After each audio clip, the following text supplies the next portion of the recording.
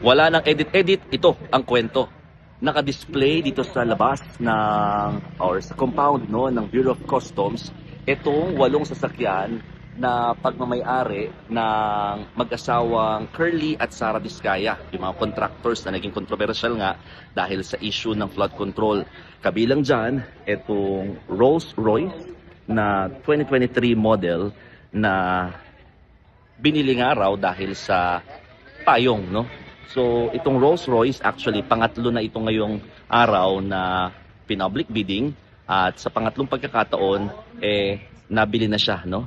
Yung presyo niya na 29 million mahigit, nabili siya sa 29 million and 26,000 pesos, no?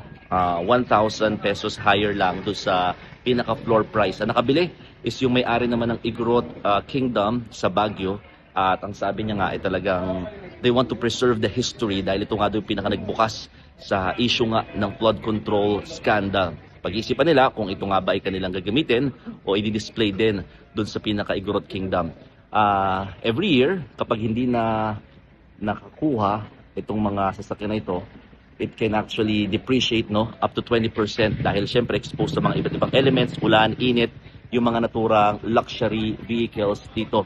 So ang sinasabi ng Bureau of Customs, hindi nila sisirain itong mga sasakyan at patuloy nila itong isa sa ilalim sa mga public bidding para nga makakreate pa rin ng revenue o kita na mapupunta naman sa pamahalaan.